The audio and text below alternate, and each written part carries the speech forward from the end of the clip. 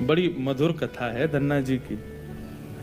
धन्ना जी की कथा ऐसे प्रारंभ होती है कि सामान्य से परिवार में धन्ना जी का जन्म हुआ। देखो, ये हरिप्रिय हैं, इनको हरि प्रिय थे, लेकिन इनकी भक्ति से फिर ऐसी स्थिति हो गई कि ये हरि को प्रिय लगने लगे। तो धन्ना जी के यहां एक संत पधारे, संत की शालिग्राम जी की सेवा। और छोटे बालक जो होते हैं वो संतों को या घर में कोई भी बड़े बुजुर्ग आए या कोई भी श्रेष्ठ जन आए, वो क्या करते हैं, कैसे करते हैं, मेहमानों को देखते हैं बैठ के। तो महात्मा जी अपने ठाकुर जी की सेवा करते और धन्ना जी जाके उनके पास में बैठ जाते। पहले जल से स्नान, फिर दूध से स्नान, फिर घी से, फिर दही से, फिर शहद से, पंचामृत स्नान करा के बढ़िया इत्र लगा के ठाकुर जी को उर्द पुंड तिलक लगा करके माला तुलसी पधरा के विराजमान कर दिया। धन्ना जी को इतनी अच्छी लगी ये सेवा, रोज बैठ जाते, पूरी रात रोते, अपनी माँ से कहते मैया ये सुबह कब होगी। क्यों? वो सुबह होते ही बाबा के पास जाऊंगा, उनकी सेवा देखूंगा कैसे करते हैं। तो धन्ना जी रोज सेवा देखते, बड़े खुश होते। जैसे महात्मा का जाने का समय आया, धन्ना जी बिखर गए। कहां जा रहे हो आप? बोले बेटा अब हो गई हमारी सेवा पूरी, अब हम जा रहे हैं, फिर आएंगे कुछ साल बाद। धन्ना जी बोले तो आप चले जाओ, इनको छोड़ जाओ यहीं पे, ये ठाकुर जी यहीं रहे आए, मैं इनकी सेवा करूंगा। बाबा बोले अरे तुम छोटे बालक हो, तुमसे सेवा बनेगी नहीं बेटा, तुम जिद मत करो। धन्ना जी तो रोने लगे, बोले नहीं मैं सेवा करूंगा, मुझे तो ये चाहिए। जैसे कोई वस्तु के लिए बालक जिद करता है, ऐसे धन्ना जी ठाकुर जी के लिए जिद करने लगे। माता पिता परेशान, महात्मा अलग परेशान, क्या करें। और इतना रोवे कि महाराज पूरा घर अधर कर दिया, मोहल्ले वाले तक इकट्ठे हो गए। क्या हो गया? बोले धन्ना जी के महात्मा जी जा रहे हैं, उनके ठाकुर जी मांग रहा है धन्ना। और किसी में ये हिम्मत भी नहीं कि महात्मा से यूं कहते दे जाओ। और कोई वस्तु हो तो ये भी कह देते हैं लोग दे जाओ, चलो हम दूसरी दे देंगे। ठाकुर जी की बात है भैया, कोई अपनी सेवा कैसे दे सकता है। धन्ना जी इतने रोए, सिर पटक पटक के रोने लगे छोटे बालक। तो महात्मा बोले बड़ी विडंबना, ठाकुर जी रक्षा करो, क्या करें। इतने महात्मा बाहर गए और गोल गोल काले से दिखने वाला एक पत्थर उठा लाए, उसमें बढ़िया घी भी लगा करके और इत्र लगा के सुगंधित कर दिया, उर्द पुंड तिलक लगा दिया ठाकुर जी जैसा। और अपने ठाकुर जी तो नीचे एक छोटे सिंहासन पर विराजमान कर दिए और बड़े सिंहासन पर वो पत्थर ला के रख दिया और बढ़िया सजा के। धन्ना रो रहे थे, उठा के गोद में ला, देख देख देख तेरे ठाकुर जी आगे देख। धन्ना जी जैसी मंदिर में, धन्ना जी की दृष्टि तो उन्हीं के ठाकुर जी पे, यही चाहिए। महात्मा बोले लाला देख, ऊपर सिंहासन पर बड़े ठाकुर जी बैठे और नीचे छोटे ठाकुर जी बैठे। वो बड़े वाले जो हैं वो तो हैं राजा ठाकुर, और ये छोटे वाले जो नीचे बैठे हैं ना, ये सिपाही ठाकुर। अब बता, मुझे तो राजा ठाकुर ज्यादा बढ़िया लग रहे हैं, मैं तो उनको ले जाऊंगा, लेकिन फिर याद रहियो जब जब मैं आऊंगा तब तब मेरे ठाकुर जी ऊपर बैठेंगे और तेरे वाले नीचे बैठेंगे, क्योंकि तू सिपाही ठाकुर जी मांग रहा है और मेरे ठाकुर जी तो राजा ठाकुर हैं।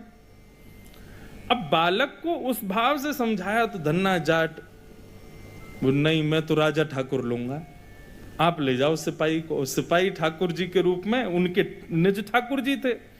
बाबा बोले अब ठीक है। घर वालों ने भी प्रणाम किया, जय हो महाराज जी, बड़ी आपने बुद्धि युक्ति लगाई। सबको लगा कि कंटक छूट गया, लेकिन यहां तो अब भक्ति प्रारंभ हुई थी धन्ना जी की।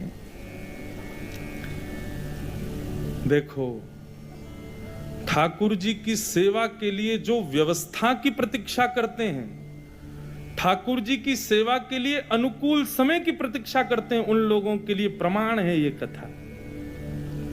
बाकी सेवा तो बाद की बात है। ठाकुर जी भी असली नहीं थे धन्ना जी के, सामान्य पत्थर था,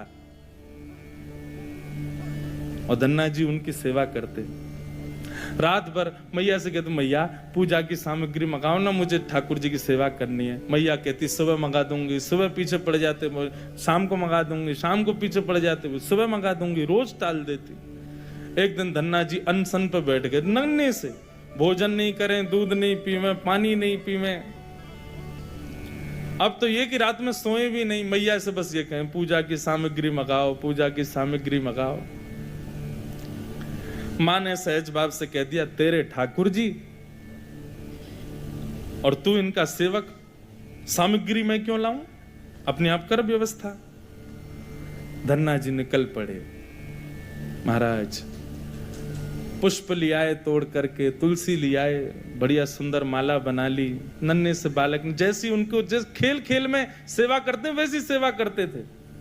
ठाकुर जी को तिलक लगाना है, कहां से तिलक लावे, तो बाहर गए, एक ईंट फूटी पड़ी थी लाल लाल, उसी ईंट को लाए, पानी में घोल घोल के घिस घिस के उसी से तिलक बना दिया। ईंट को घिस करके उसका तिलक श्री ठाकुर जी को लगाया। ऐसी सेवा करने लगे। अपने संगी रखें, अपने संगी सुलामें, संगी मतलब खेल खेल की सेवा थी केवल। घर वालों को लगता था कि भैया दुनिया के लोग खिलौने से खेलते हैं, हमारा धन्ना जो है ये पत्थर को ही भगवान समझ के खिलौना इनसे ही खेल रहा है, बड़ा होगा तो बुद्धि आ जाएगी। परंतु किसी को क्या पता था कि भैया ऐसा भक्ति का बीज पिरो दिया है धन्ना जी के हृदय में। धन्ना जी भोग लगाते और भोग लगाने के बाद में पर्दा लगा करके वहीं बैठ जाते और बैठ करके प्रतीक्षा करते कि ठाकुर जी पा रहे होंगे।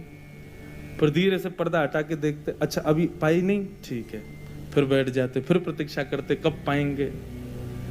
खूब देर हो गई, नहीं पाई तो ठाकुर जी से बोले, आप रोज भोजन अधूरा छोड़ देते हो। मैं भोजन अधूरा छोड़ देता हूं, मेरी मैया मुझे बहुत मारती है, लेकिन महात्मा जी मुझे ये बता के नहीं गए कि वो मैं आपके संग कर सकता हूं कि नहीं।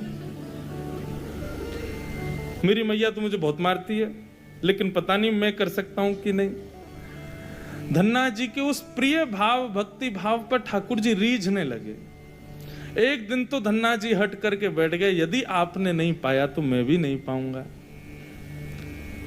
धन्ना जी ने थोड़ी देर देखा, थाली यथावत रखी है, नहीं पा रहे, तो ठाकुर जी की तरफ कमर करके लेट गए। तो ठीक है, तो आज मैं भी भूखा सोऊंगा।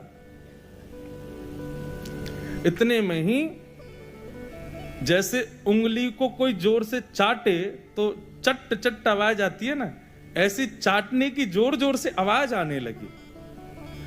धन्ना जी बोले, ये चप चप खा कौन रहा है और ये ऐसे चटकारे ले ले करके कौन उंगली चाट रहा है। जैसे ही पर्दा हटा करके देखा तो नील माधव भगवान बैठ करके धन्ना जाट की उस थाली में से प्रसाद पा रहे थे। दर्शन किए जब श्याम सुंदर के, मोहित हो गए। ऐसा नील वरण ठाकुर जी का कटाक्ष नेत्र, बढ़िया सुंदर घुंघराले केशों की गूंद बना करके उसमें मोर पंख लगा रखा है। जैसे धन्ना जाट छोटे वैसे ठाकुर जी भी छोटे से नन्हे से गोपाल जी आ गए। और जैसे मानो पूरे हाथ में सान लेते हैं ना सब्जी छोटे बालक, ऐसे ठाकुर जी ने माखन मिश्री और सारी सब्जी सान रखी है और खूब प्रेम से चाट चाट करके पा रहे हैं। धन्ना जाट बड़ा प्रसन्न हो गया, बोले आप तो बड़े प्यारे हो, आज आप प्रत्यक्ष मेरे सामने आ गए। ठाकुर जी धीरे धीरे अब धन्ना जाट के सखा बनने लगे। धन्ना थोड़ा बड़ा हुआ, गऊ चराने, बछड़ा बछिया चराने जाता तो अपने शालिग्राम, जो शालिग्राम थे ही नहीं, सामान्य पत्थर थे, उनको सजा धजा के बढ़िया अपनी जेब में धर के ले जाता। रास्ता भर उनसे बात करता, नीचे वृक्ष के नीचे बैठ करके ठाकुर जी, अब कोई नहीं है, ठाकुर जी प्रकट हो जाओ, तो ठाकुर जी प्रकट हो जाते, धन्ना के साथ प्रेम से पाते। बंधुओं देखो, इस कथा से क्या समझ में आ रहा है, धन्ना जी के भीतर ऐसा कौन सा गुण है जिस पर ठाकुर जी रीझ रहे हैं? दीनता। कल हमने एक सूत्र लिया था भक्ति में, अविचार। भगवत भक्ति में विचार नहीं करना है, जो करना है सो करना है। मन में बात आ गई तो बस ठाकुर जी को प्रस्तुत होनी चाहिए। पहला सूत्र। भक्ति का दूसरा सूत्र है दीनता। जितने सीधे, जितने दैन्य, जितनी दीनता में ठाकुर जी की भक्ति में रहोगे, ठाकुर जी उतने प्रसन्न रहेंगे। जितने चतुर बनने का प्रयास करोगे ठाकुर जी के सम्मुख, उतने ही ठाकुर जी दूर भागेंगे। जितना हो सके दीन रहो। ठाकुर जी की भक्ति में किसी भी प्रकार की चतुराई नहीं होनी चाहिए। दीन। धन्ना जी उन्हीं ठाकुर जी को लेकर के चले गए। ठाकुर जी आज बोले, धन्ना तू तो मेरी बड़ी सेवा करे, पर मेरो भी मन करे कि मैं भी तेरी सेवा करूं। सब लोग इधर देखो, कथा सुनो। धन्ना जी बोले, ठाकुर जी ये उचित नहीं है। आप भगवान हो, आप एक ईश्वर तत्व हो, आपकी सेवा हम करें अच्छा लगता है, पर आप हमारी कहां की शोभा है। ठाकुर जी बोले, नहीं धन्ना हम तो तुम्हारी सेवा करेंगे, हमें बताओ हम क्या करें।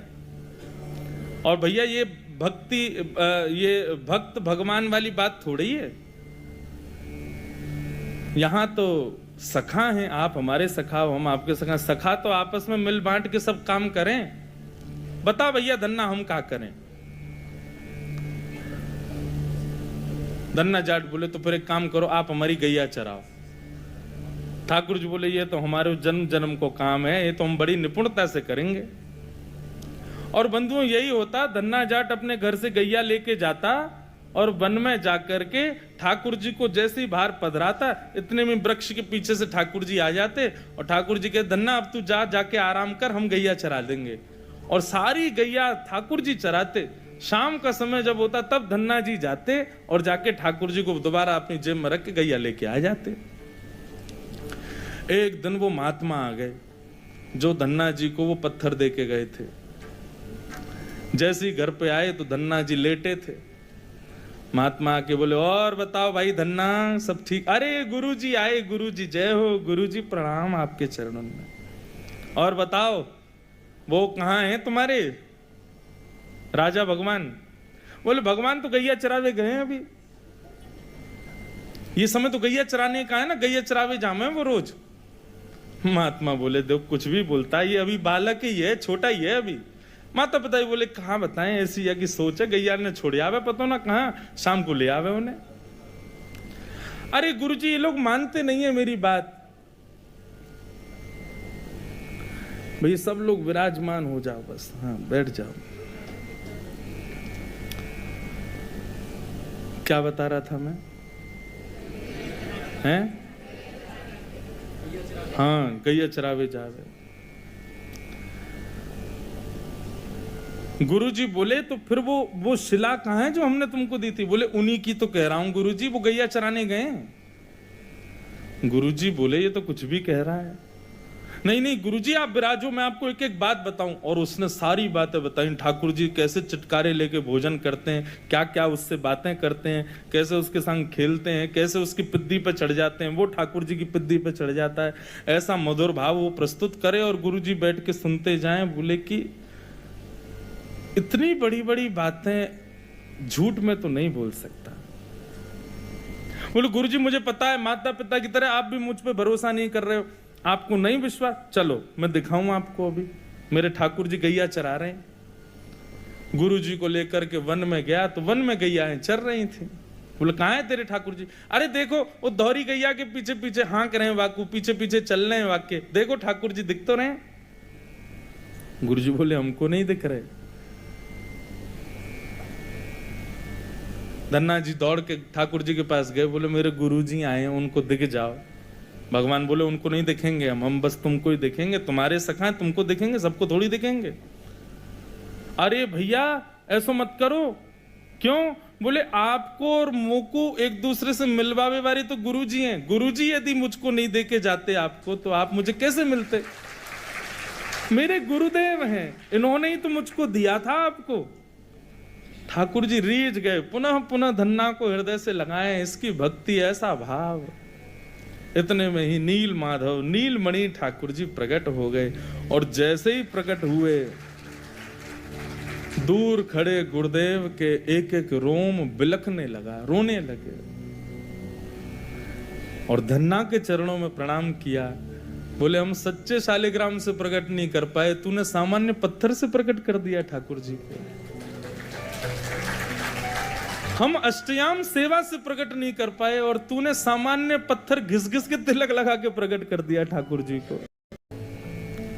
हम 56 भोग पधरा करके ठाकुर जी को प्रकट नहीं कर पाए, तू बेसर की रोटी खवा के ठाकुर जी को चटकारे दिलवाता है। हम यहां ठाकुर जी से प्रार्थना करते हैं, कभी त्रिभंग लली से सीधे लली भी बन जाओ, नेक पूरे दिन यूं ही खड़े रहो, दर्द है जाते हो, हाथ में नेक हाथ सीधे कर लो। तू ठाकुर जी से गैया चरवा रहा है अपनी। धन्य है धन्ना तेरी भक्ति को। बंधुओं, ठाकुर जी को ऐसे प्रिय भाव अच्छे लगते हैं। आप नियम कितने करते हो, आप साधना कितनी करते हो, आप जप कितने करते हो, आप व्रत कितने करते हो, ये विशेष बात नहीं है, पर 10 मिनट भी ठाकुर जी के सन्मुख भाव से बैठते हो, वो भाव प्रिय है। ठाकुर जी भाव का सेवन करते हैं।